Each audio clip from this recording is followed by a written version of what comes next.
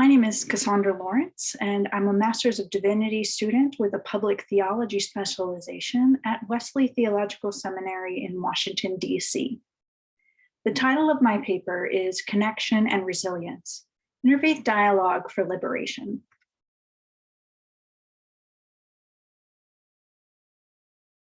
Interfaith organizers seeking to address anti-Muslim discrimination and violence have worked to integrate a justice ethic into interfaith dialogue, yet their progress has been sporadic, with dialogue practitioners often relying exclusively on creating places of mutual encounter to address these justice issues. Employing Nancy Fraser's political analysis and Katie Cannon's womanist ethic highlights how interfaith dialogue, as a praxis, is wedded to the very power structures organizers need to disrupt in order to make progress. This quick analysis will show that the social location of two streams in interfaith engagement reflects how they assess conflict and their relationship to power, as either held collectively by the community or narrowly by a particular identity type, namely white Christian patriarchy. If interfaith dialogue practitioners want to integrate a justice ethic, they must first reassess dialogue's theory of change inherited from this white patriarchal worldview and address how the injustices born of racism and the racialization of religious identity caused us to be strangers in the first place. First, to assess the bifurcation of interfaith engagement, Fraser's two types of injustice, socioeconomic and cultural symbolic, highlights how two interfaith streams conceptualized their theories of change and why they rarely, if ever, intersect. Broadly, historical interfaith engagement in the US, starting in the late 1800s, takes two distinct forms. One stream traces its roots to the beginnings of the labor movement, when religious communities addressing socioeconomic injustice often organized collective bargaining power.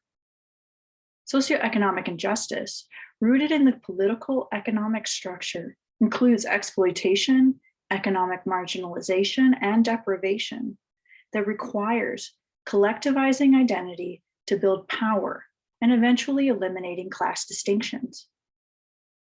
In seeking to uplift the increasingly permanent lower class, interfaith organizing rarely talks about religious or cultural differences.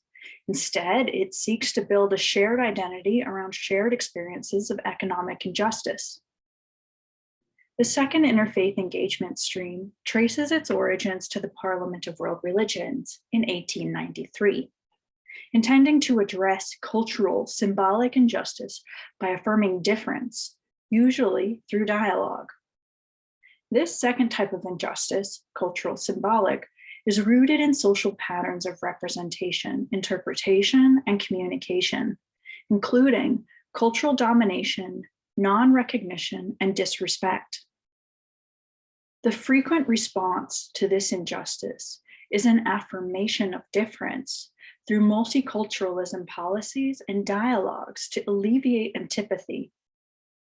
In celebrating religious differences, interfaith dialogue broadly seeks an equal coexistence, focusing on citizen diplomacy, rarely including policy targets. A key exception is how the interfaith dialogue movement celebrates interfaith solidarity around the civil rights movement and the lead up and outbreak of the Holocaust. However, these episodes appear more aligned with the political work of the interfaith stream. Additionally, the emphasis on these two examples highlights their exception to the general tenor of interfaith dialogue as one that rarely engages political activism.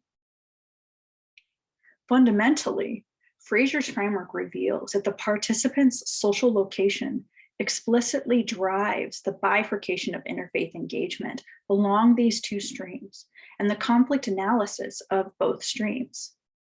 Mediators have observed that those in power most often assess conflicts as a problem of difference. In contrast, the party with lesser relative power analyzes the conflict as resulting from an abuse of said power. As group identity supplants interest, cultural domination supplants exploitation as the fundamental injustice. Interfaith dialogue rarely addresses cultural injustice, primarily because it continues to be led by individuals and groups who have a vested interest in their social location within white patriarchal frameworks. Canon's womanist ethics provides critical pathways for interfaith dialogue to not only interrupt this established framework, but to lay the groundwork for a new framework of engagement. First, shifting who can speak to culture, religion, and justice.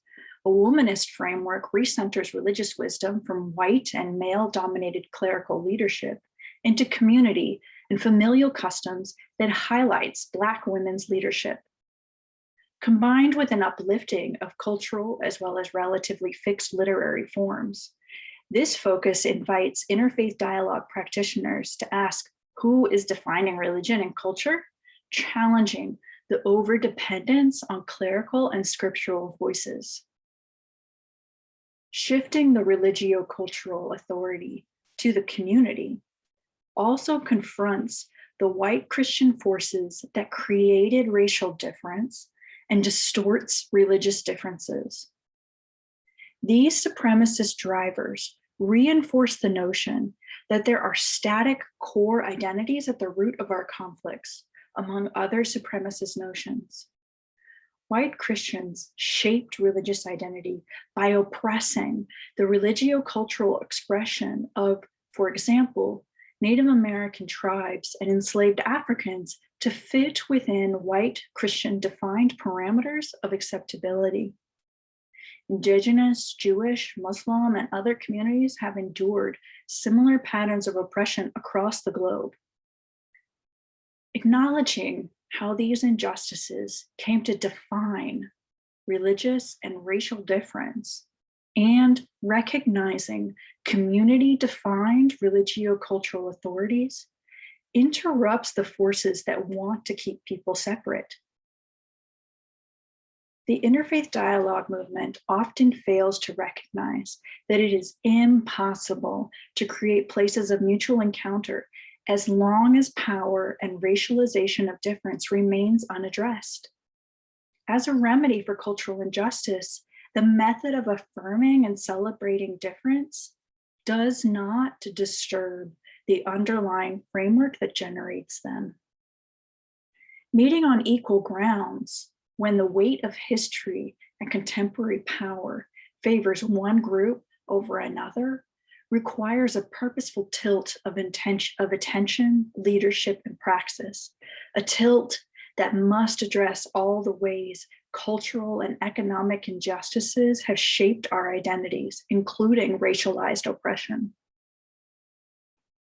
Womanist ethics also seeks to integrate everyday places of theology, along with unaddressed injustices, as critical for forming more complete pictures of our religio-cultural identities.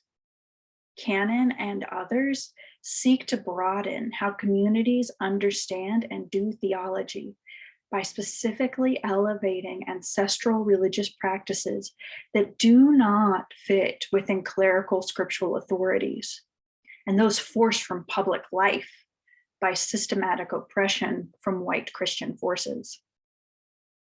These include community-based theologies that are faith-seeking meaning in poetry, music, dance, art, fashion, quilts, architecture, food, and storytelling.